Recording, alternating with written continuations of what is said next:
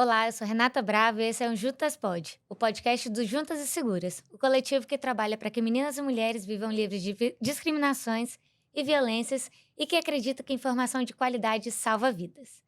A gente está no 10º episódio do Juntas Pod e resolvemos fazer uma coisa diferente. Trouxemos uma convidada que é integrante, vocês já devem estar sabendo quem é a Carla Coser, minha amiga, vereadora de Vitória, mas eu vou deixar ela se apresentar. Amiga, que bom que você está aqui, que legal que a gente está conseguindo pensar nesse novo projeto, que a gente sempre fala, mas eu vou deixar você se apresentar para quem ainda não te conhece, não sei, 20 mil seguidores, 25, 27, eu já me perdi nessa conta. Então se apresenta para o pessoal. E Renata, que bacana a gente estar aqui. Eu acho que é uma realização de mais um sonho que a gente tem com Juntas e Seguras. O Juntas Pode já tá um sucesso e é mais uma forma da gente levar informação de qualidade para as mulheres. Eu sou Carla Coser, tenho 33 anos, sou vereadora aqui na cidade de Vitória, estou no meu primeiro mandato, sou advogada de formação, formada pela UFES, e fui eleita em 2020 com uma plataforma que defendia uma cidade para mulheres, uma cidade mais humana e uma cidade sustentável, partindo da perspectiva que se a gente consegue transformar a cidade para as mulheres, a gente consegue transformar a cidade para melhor para todo mundo. As mulheres são 53% da população aqui da nossa cidade de Vitória e elas ainda são muito carentes de políticas públicas específicas para elas. Então, eu estou muito honrada de estar aqui hoje participando do podcast, porque é mais uma forma da gente se conectar com as mulheres, é mais uma forma da gente expor um pouco do que a gente tem feito de trabalho e, enfim, de estar junto com você, que é minha amiga, minha parceira e que está fazendo um trabalho fundamental. Então, também aproveitar esse primeiro momento de apresentação para te parabenizar pelo esforço que você faz de cuidar juntas, de tocar ele, de defender o que a gente acredita para a cidade e para o Brasil. É porque eu acho que tem quem não sabe, né, ou não acompanha desde o início, até é importante. Eu não fiz ainda esse episódio de apresentar o Juntas, de como que ele surgiu, então já vou falar isso. O Juntas ele surge abril de 2020, numa era triste que a gente estava vivendo, e a gente entendeu que precisava dar uma solução, não a gente enquanto heroínas, nem nada disso, mas as mulheres estavam dentro de casa, a maioria delas, sem poder pedir ajuda, sem informação e os índices de violência estavam aumentando muito. Então eu chamei a Carla e falei: "Ó, tô com uma ideia, a gente precisa se juntar". E então Juntas e Seguras ele surge em abril de 2020 para isso. Nosso lema é esse, ele continua e eu acho que é o grande ponto pra gente, né. Passar informação, informação de qualidade, muitos dados, porque a gente acaba vivendo muitas vezes numa bolha, várias bolhas, né, não só a nossa, mas todo mundo vive em determinada bolha, e que acha que todo mundo tem acesso à informação que a gente tem acesso a chegar em determinados espaços, e não é assim. Então, que bom que a gente está realizando mais esse passo. Como vocês já devem ter percebido, o assunto de hoje é mulheres na política, dores e delícias, e aí se a gente traz Caetano, é isso mesmo. Então, nada melhor do que trazer você aqui, amiga. Vou te tratar como amiga, porque não tem como. Se me chamar de Nossa, vereadora, eu vou estranhar. imagina, vereadora Carla. É a única vereadora atualmente em Vitória, uma pessoa que representa muito e que a gente tem muito orgulho, de ter, você sabe disso, eu falo isso abertamente, e as pessoas se identificam muito. Então, para uma capital ter uma única vereadora é muito, assim, até bizarro se a gente pensar, né, 15 cadeiras, uma única mulher que não representa, não que você não representa, né, esse número não representa a nossa sociedade. Então falar em única, eu lembro, e você já falou isso em alguns momentos, você falava que queria ser a primeira presidenta do Brasil. E a gente teve a presidenta Dilma. Como que tá isso? Você ainda quer chegar lá? Não, eu acho que, eu quando era mais bem novinha, assim, meu pai eu sou filha do João Coser, né, ex-prefeito aqui da cidade de Vitória, atualmente deputado estadual, e a política sempre fez parte do meu dia a dia. Então, em um determinado momento da vida, e já eu acho que nessa perspectiva de ver que tinham tão poucas mulheres ocupando esses espaços, eu falava que eu queria ser a primeira mulher presidente da república. Orgulhosamente, o Partido dos Trabalhadores se adiantou, para que a Dilma fosse presidente e uma presidenta que nos honrou muito com o seu mandato e foi violentamente retirada desse espaço. Eu digo que a gente tem muito tempo e na política a gente nunca pode falar não para determinadas coisas, mas não está nos meus planos ser presidente da República, não. Eu acho que eu quero contribuir muito para a cidade de Vitória, muito para o estado do Espírito Santo, e eu estou muito orgulhosa do mandato que a gente tem feito. As pessoas, algumas me perguntam assim: "Ah, como é que é ser a única mulher?" Eu falo: "É muito solitário. É muito solitário você estar num espaço extremamente masculino, porque ainda que os homens às vezes concordem com você no que diz respeito a ideias, há um pacto da masculinidade, um pacto, né, que eles se tratam de uma determinada forma, se respeitam de uma determinada forma, e muitas vezes eles nem percebem o quanto eles são diferentes comigo em determinadas atitudes.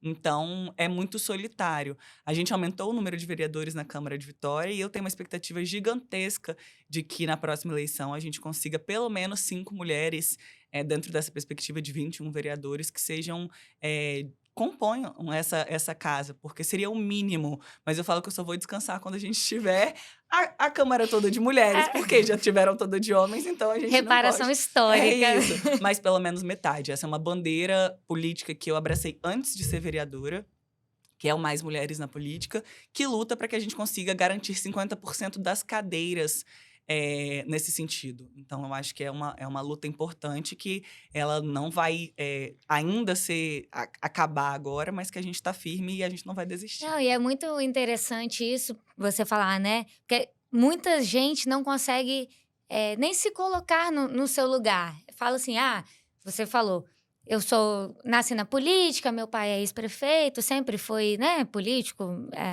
muitos mandatos e tudo isso. Mas estar lá, você é uma outra pessoa, você tem uma outra trajetória, e aí, às vezes, as pessoas falam: "Ah, mas já tá lá, já chegou". E são muitos desafios. Para quem não sabe também, eu fui assessora da Carla, eu fui voluntária na campanha dela, e aí ela me convidou, eu fui assessora dela até maio agora, né.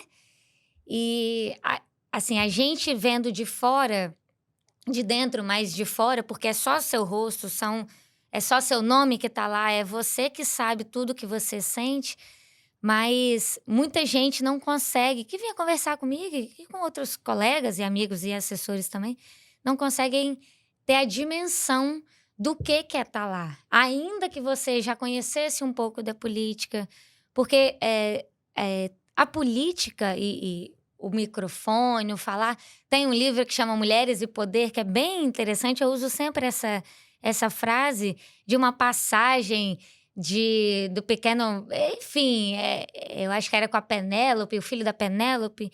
E ele estava lá, estava tendo uma festa. Isso a gente está falando de séculos e séculos e séculos atrás. E ele fala que a mãe dele pede para ele abaixar o som ou trocar a música, e ele fala: "Mãe, volte ao seu aposento, política é coisa de homem, falar esse lugar é meu". Tô parafraseando aqui, porque eu não lembro exatamente da frase, mas é isso, né.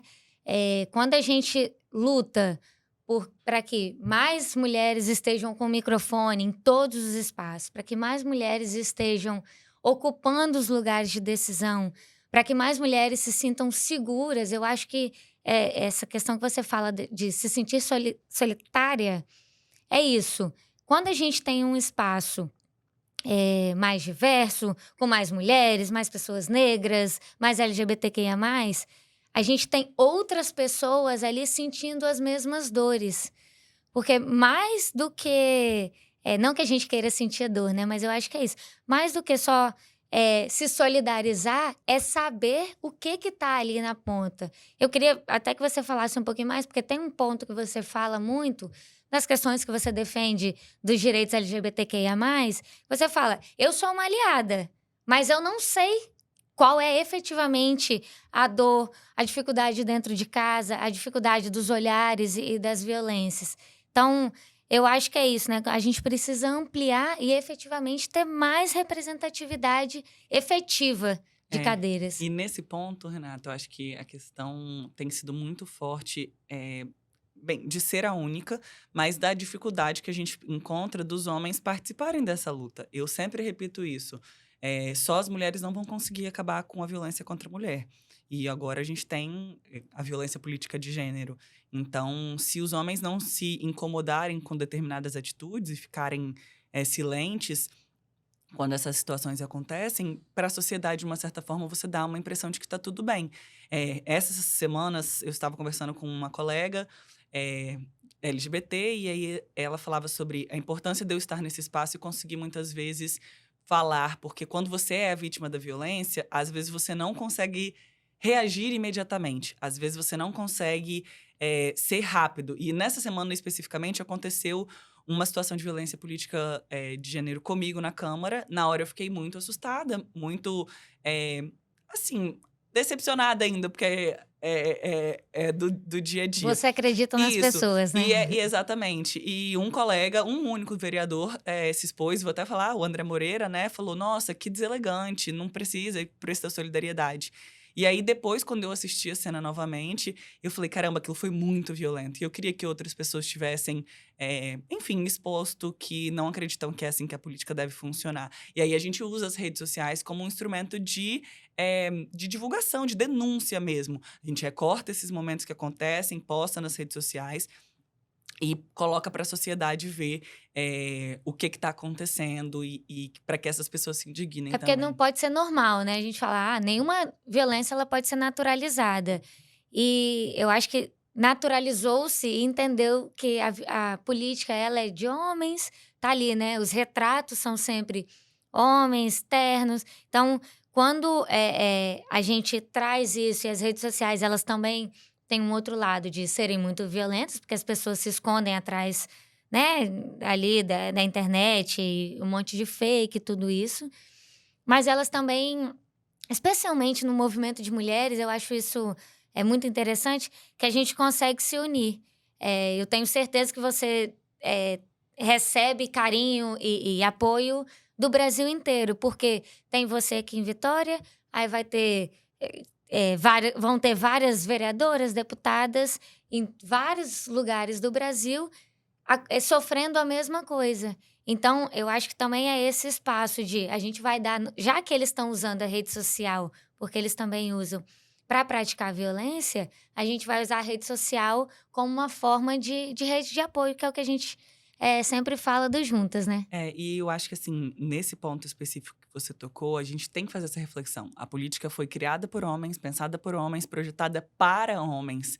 Então, o nosso trabalho é implodir o sistema por dentro. Eu falo isso com muita tranquilidade. Não acredito que é só a política que faz a gente transformar a vida das pessoas. Os movimentos sociais são fundamentais, o terceiro setor é fundamental. A gente está aqui falando de um coletivo que se movimenta nesse sentido. Mas a partir do momento que eu consigo estar num espaço de poder, que é uma Câmara de Vereadores, que eu tenho um microfone que não me pode ser retirado, que eu estou nesse espaço institucional, as pessoas vão ter que me respeitar. Ou, como diria Zagalo, vão ter que me engolir. Porque é um fato. E aí, quando a gente faz audiências públicas e outros momentos, eu sempre falo para as mulheres: eu sei que o microfone assusta a gente, mas sobe lá, sobe nessa tribuna, porque essa imagem precisa ser memorizada na cabeça das pessoas. As mulheres vão subir nas tribunas, elas vão usar os microfones e a gente chegou para ficar e a gente não está disposta a sair. É doloroso, mas a gente vai por conta de todas as mulheres que vieram antes da gente e que honraram esse espaço. E por conta de todas as outras que a gente tem expectativa de que venham juntos. O único erro nesses movimentos é quando as pessoas querem ser estrela solitária. Aqui eu falo que no Partido dos Trabalhadores a gente é constelação. A gente quer, né, todo mundo participando e com certeza a gente quer mais mulheres na E política. brilhando, né? Exatamente. Não, é o retrato, né? A gente sempre fala, a gente precisa mudar a foto. A foto é muito, a imagem é muito importante. Então, vai brilhar muito mais, eu tenho certeza. Você falou isso, eu tinha até pontuado aqui para trazer. Eu lembro de 2 episódios muito marcantes. Um que eu participei, eu e você, então, e aí depois você falou disso abertamente, então vou trazer aqui. E eu não lembro se foram 2 momentos diferentes, porque foram tantos momentos, difíceis e de violência que a gente, presenciou com você. Um foi, aquele dos 41 anos do Partido dos Trabalhadores, e que você porque você falou de se reconhecer vítima essa semana, né, depois que você viu. Que você recebeu uma nota de apoio da Nacional e várias mulheres se solidarizando com você de um determinado episódio. E você falou: Não, não foi tão assim. Você lembra disso? Eu acho que isso é curioso porque quando a gente é estudiosa, de dentro da universidade, né, atrás dos livros, a gente sempre fala para as mulheres: vai, denuncia, vai para a delegacia. E quando você está nessa posição, a gente fica muito vulnerável de olhar e se olhar e pensar: eu fui vítima de uma situação como essa. Tem gente que chama isso de vitimismo, tem gente que chama isso de mimimi, que fala que a gente faz isso de propósito, mas com certeza são pessoas que não têm a menor noção do que é ser de fato vítima de uma violência como essas. Porque é uma coisa que machuca a gente, essencialmente. Baixa astral e todas essas questões, assim, né? Emocionalmente são pesadas. Então, esses episódios, eles foram muito chocantes, porque a campanha foi uma campanha difícil. Nós estávamos num ano de pandemia, saindo desse aspecto, então a gente já discutia sobre participação das mulheres na política. Você tinha, por exemplo, um assédio na rua, que é uma coisa que a sociedade, assim, sem querer pormenorizar, Claro. lógico, mas assim, era uma coisa que eu estava esperando que acontecesse, que eu sabia que iria acontecer. Então, a campanha foi muito difícil. Teve violência política de gênero, mas no sentido das pessoas falarem: ah, ela é muito nova, é patricinha, falavam sobre essas coisas, mas não foi nada que me magoou a esse nível ou me violentou a esse nível Não mais. te impediu de seguir Isso, na de seguir, campanha. exatamente, não me fez esmorecer, vamos colocar assim. E nesse caso específico, o mandato foi muito mais difícil. No mandato, a gente contou no começo do mandato mais de 180 interrupções em 100 dias de mandato. Eu não conseguia terminar um raciocínio, porque eu era sempre interpelada para saber se eu sabia do que eu estava falando, se eu tinha certeza, e uma tentativa de desconstruir, de me embaralhar, de me confundir. Porque, lógico, você está chegando num trabalho novo, você não sabe exatamente como é que é. Às vezes, eu posso falar, sabe? Umas coisas assim, de novata mesmo. E hoje em dia, sou muito mais firme nesse sentido. E aí, quando esse episódio acontece, eu fico chocada, fico muito aborrecida. Mas quando eu vejo vereadora agredida, né? Aí eu falo: nossa, mas calma, agredida é uma coisa muito, muito forte. E a gente Ela tem que ter falava: Renata, não cuidado. foi assim. Eu acho que não foi assim. Deixa eu ver de E novo. aí, depois você olha aquela cena de novo, rememora essa cena e para pensar o quanto aquilo foi de fato violento. E as pessoas que estão em volta da gente, às vezes, sentem. É isso, né? Essa visão externa. Na hora que você é a vítima da violência, é difícil você reagir. É difícil você ter uma reação imediata. Muitas pessoas, depois de passar por racismo ou LGBTfobia, falam assim: nossa, se eu queria estar com a força que eu tô agora para poder responder a pessoa, mas você fica muito vulnerável, você fica exposto. E eu acho que você fica paralisado. Porque você não vai acreditar que aquilo vai acontecer. E naquele espaço. Então, assim, foi muito difícil para mim, esse momento de entender: caramba, eu tô sendo vítima de uma violência, e de fato, é uma agressão. Eu acho que é porque a gente está acostumado, a gente enquanto sociedade, né? Entender violências quando são muito explícitas e, assim, tem uma expressão muito grande, né? Então, quando a gente está tratando de violência doméstica familiar contra a mulher, a violência física, ela tá ali, né? Tá todo mundo vendo, vai deixar marcas. Mas as violências que são psicológicas, aquelas que estão na base, e a violência política de gênero, o mandar calar a boca, ameaçar de morte, tá ali, lógico, é um extremo. A gente teve o caso da vereadora Marielle, que é o ápice, né? Foi o ápice, o extremo de todo um contínuo que a gente chama do feminicídio, e é um feminicídio político ali. Só que para isso acontecer, aconteceram já vários outros fatos que muitas vezes os colegas ali, vereadores, deputados e a própria sociedade pormenorizaram e não conseguiram enxergar que aquilo é violência. É falar: ela aguenta. Isso não é demais. E vou trazer um outro fato aqui que você também fala. Acho que o seu tamanho físico, né? A Carla tem 1,80 e... 1,80. 1,80, faz com que você seja vista também como mais forte. Isso tá no imaginário dali. Você ser filha do João Coser faz muita gente entender que você deve aceitar porque a política é assim mesmo. Mas a política não é assim mesmo, né? Eu e tantas outras pessoas, você fala, a gente acredita que é possível fazer diferente. E as mulheres fazem diferente. Com certeza. E tocar nesses 2 pontos. Se fosse pra deixar a política do jeito que ela tá, a gente não teria nem entrado.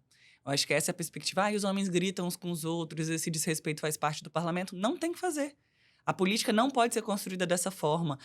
Eu tenho clareza de que as violências feitas contra mim são muito mais agressivas do que a feita com os outros vereadores que são de esquerda ou se posicionam na oposição, por exemplo, ao prefeito Pasolini, pela base do prefeito, né? Mais diretamente por um vereador específico nesse momento, nessa nova composição da Câmara.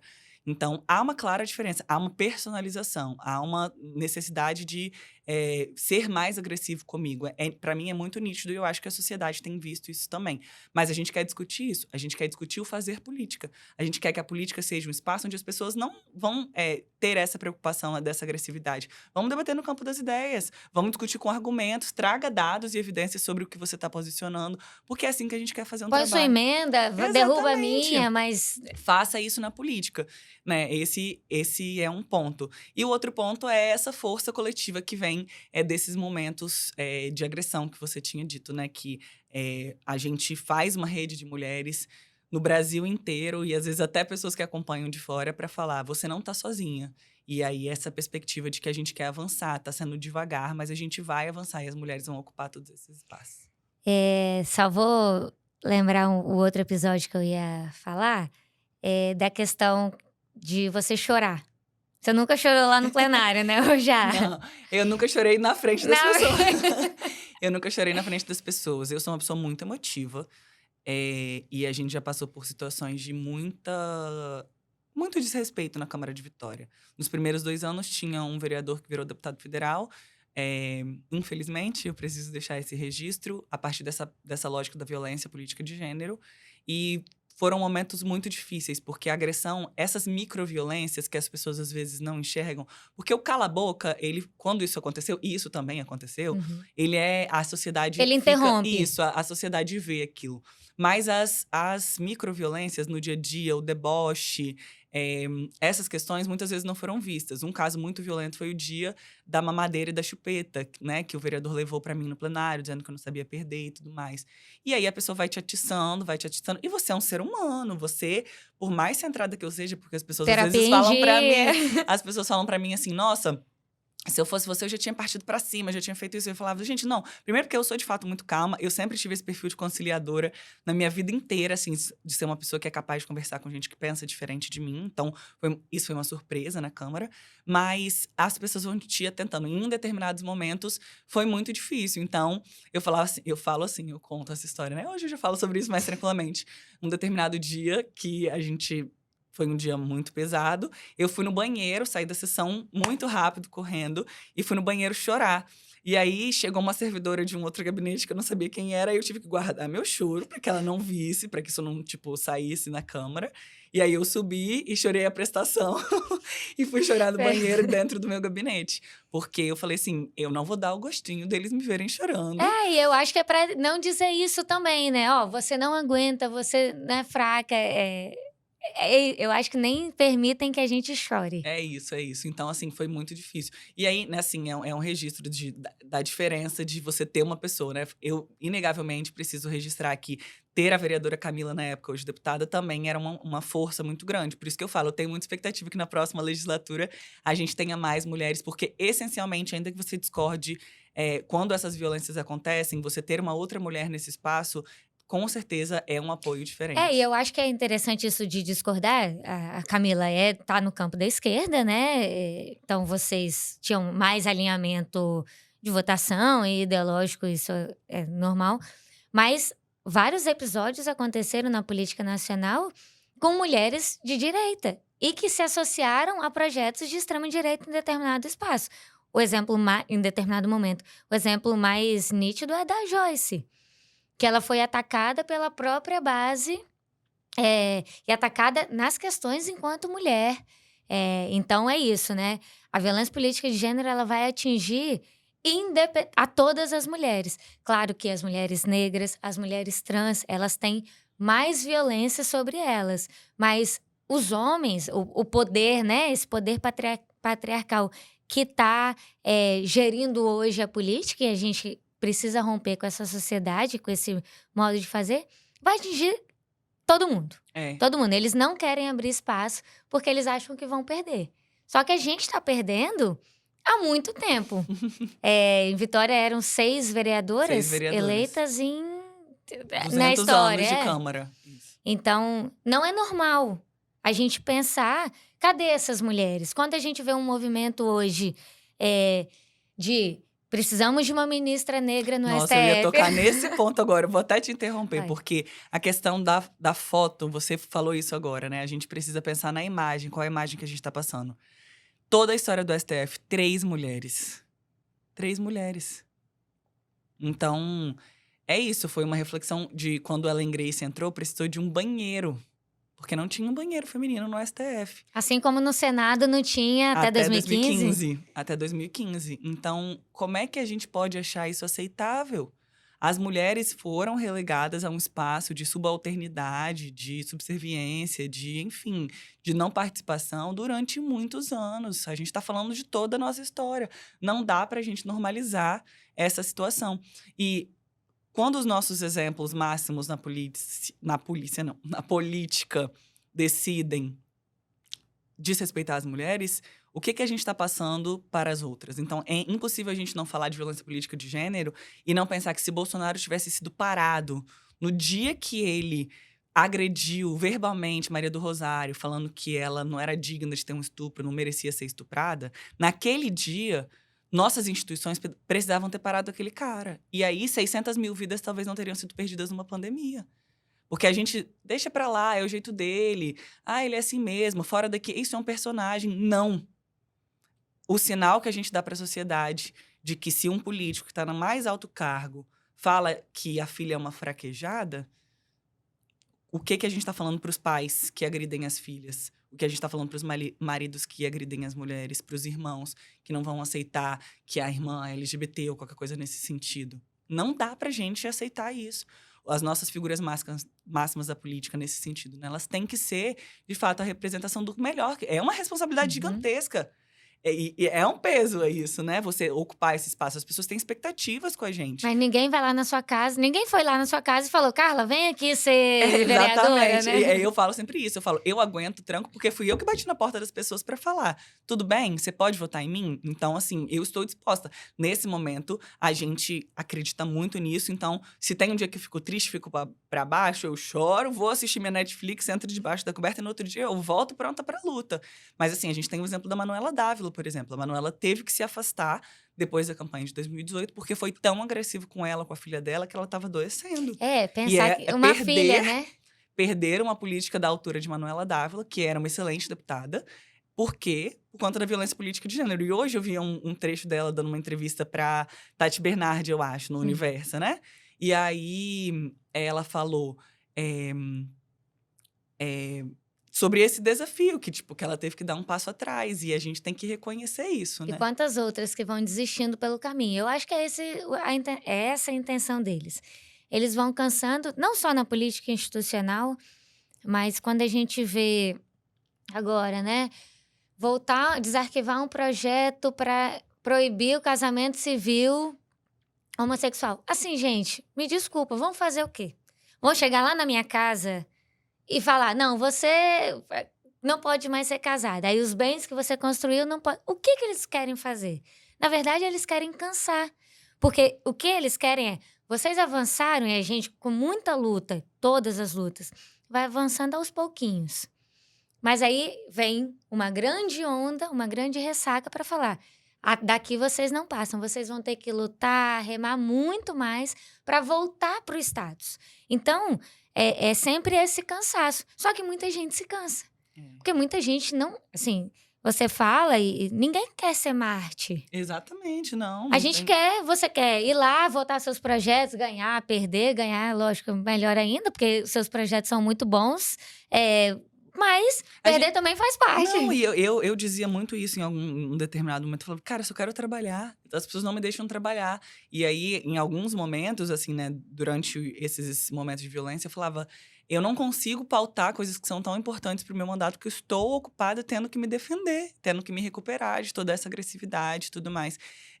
Eu vou com certeza falhar na citação, porque eu não lembro quem foi que falou, mas basta uma guerra para que os direitos das mulheres, né, para os direitos das minorias sejam todos retirados. Então, a gente tem essa dificuldade. Basta um momento mais difícil e aí as pessoas estão querendo, sempre querendo, que aquele direito que foi conquistado com muita luta, com muita batalha, já foi longe demais, já teve tudo que tá querendo privilégios. É porque as pessoas acham que é supérfluo, né? É, Quando a gente. Ah, não, não precisa ter uma ministra mulher. Ah, não, a gente não precisa ter 50% dos cargos, já que somos, né, metade, metade mulheres e homens, porque isso é o de menos. Não. Vou usar o que você fala aqui sempre, fala sempre, quando a gente está tratando de todos os direitos sociais, direito à educação, direito à creche, posto de saúde com o mínimo, com paracetamol, ibuprofeno. Quando a gente está tratando de direitos, a gente está tratando das mulheres. hum, Quantas mulheres que são mães solo, ou que cuidam da própria família, cuidam das mães delas. Então, assim, não pode ser supérfluo a gente falar de direitos das mulheres. Porque eu vou lembrar, e é um colega nosso, eu não vou citar ele aqui, mas é um colega não, um grande amigo. Não sei se você vai lembrar dessa campanha que ele falou: "Carla, mas você não vai falar de outra coisa não? Você só vai falar de mulher?" exatamente. Mas é porque é isso, e a gente fala nessa perspectiva. Eu vou falar muito mais das mulheres, porque eu tenho uma certeza absoluta que, em melhorando a vida delas, a gente consegue movimentar. A gente falava sempre isso nessa perspectiva de campanha, e eu acho que isso deveria perpassar todos os nossos. A nossa lógica da política pública. A mulher negra da periferia, ela é a base da nossa pirâmide. Ela é a pessoa mais sofrida. Então, eu falo, a minha família, meu pai e minha mãe, a gente atravessou Leitão da Silva e a nossa vida tem uma perspectiva completamente diferente de pessoas que fizeram catequese comigo. Então, a cor da minha pele faz essa diferença, o status que a gente teve, a escola que eu estudei, o plano de saúde que eu pude ter.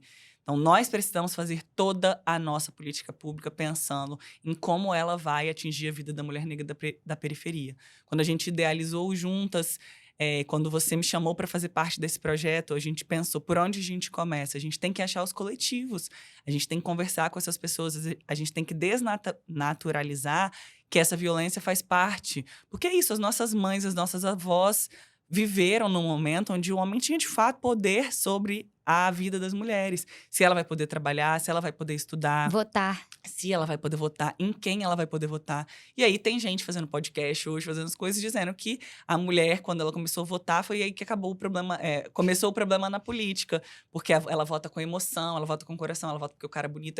É uma violência. São todas violências. A gente não pode votar porque a gente não ia conseguir decidir, porque nós somos histéricas, porque, enfim, Sempre nós, né? sempre nós, inúmeras justificativas. Mas os dados da violência estão aí. Os dados da violência contra crianças e adolescentes, os dados da pedofilia, os dados da gravidez na adolescência, né, que a gente precisa enfrentar com responsabilidade e não com essas falácias de eu escolhi esperar e projetos que não vão ter o efeito objetivo que a É gente quer. panfleto. Eles só querem É, like e voto sem política pública efetiva, né?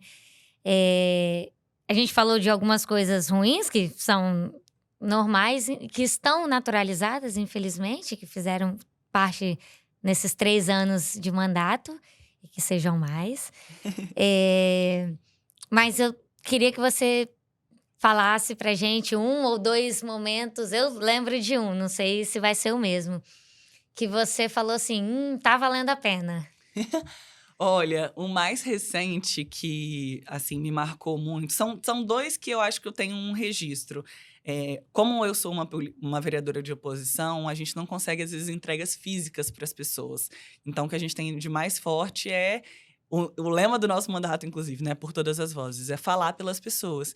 E uma professora que me abraçou numa manifestação e chorou e falou: obrigada por ser a minha voz na Câmara de Vereadores. A gente estava na época dos protestos e foi, né, lá na UFES e tudo mais, e eu recebi esse abraço e foi um momento que me tocou muito. Falou, cara, tá valendo a pena. Então, assim, todo esse estresse, tudo isso vale a pena. Era esse que eu ia É esse falar. que você lembrava. Mas tem um mais recente que foi, assim, incrível. A gente recebeu uma turma de aluninhos pequenininhos e crianças mesmo, sei lá, 9, 10 anos. E essa história foi espetacular. Eles estavam estudando sobre o sistema político, sobre o poder legislativo, e aí descobriram que tem uma Câmara Municipal de Vitória, e foram descobrir quem eram os vereadores de Vitória, e ficaram estarrecidos, porque só tinha uma mulher. E aí a professora me mandou uma mensagem falando assim, me mandou pelo Instagram. Carla, nossos alunos estão fazendo um trabalho, queriam saber se eles podem ir te conhecer aí na Câmara. E aí eu tava com o Instagram aberto, eu que mesmo mexo no meu Instagram mesmo, falei, claro, vai ser um prazer e tal.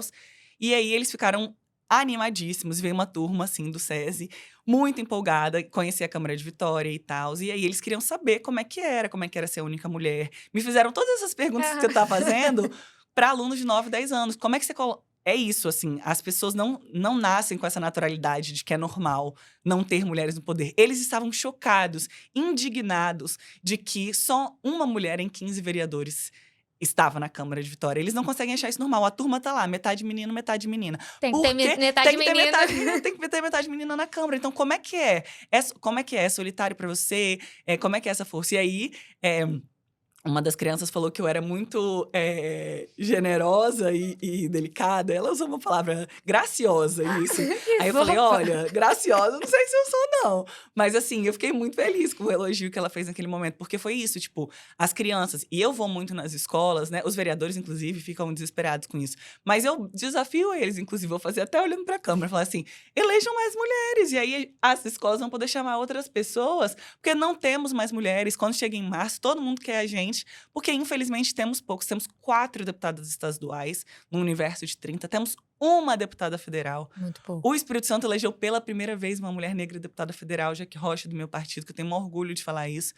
É razoável isso para a política? Não é razoável. Nós não é normal, nunca não é tivemos uma prefeita na cidade de Vitória. Nós nunca tivemos uma governadora no estado do Espírito Santo, eleita. A gente teve vice-prefeita, com todo respeito, né? Temos uma vice-prefeita. Inclusive, tivemos Jaque Moraes, vice-governadora. Mas a gente nunca teve uma mulher eleita. Então, que você põe lá e fala, isso, é essa mulher que eu vou escolher. Então, a gente quer isso, assim. Eu acho que é uma perspectiva que a gente tem que ter de futuro. Não só por ser mulher, mas pessoas comprometidas com essa luta com a vida das mulheres. Assim. Acho muito bacana. Bacana. Para terminar, uma pergunta. Você acha que é possível a gente pensar em democracia com violência política de gênero? Não. A violência política de gênero é um ataque direto à democracia. Quando você dá esse sinal para as mulheres de que elas chegando nesses espaços de poder, elas vão ser desrespeitadas, elas vão ser silenciadas, elas vão ser agredidas, elas vão ter questionada desde a sua roupa, o seu cabelo, até o seu modo de pensar, se você é qualificado o suficiente. E homens muito menos qualificados não são nem um pouco questionados. Então, a violência política de gênero ela é um ataque direto à democracia.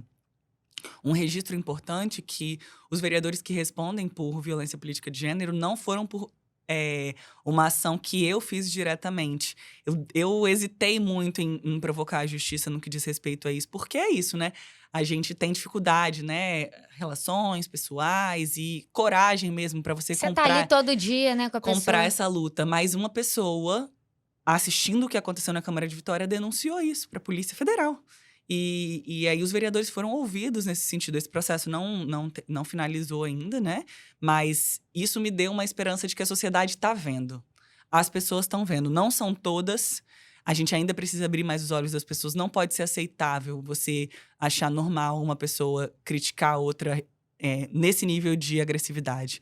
Mandar calar a boca, dizer que não tem neurônios. Enfim, essas agressividades são um ataque direto à democracia. Mas eu acredito muito na transformação que a gente vai conseguir fazer por dentro. Eu acredito muito que é possível a gente mudar.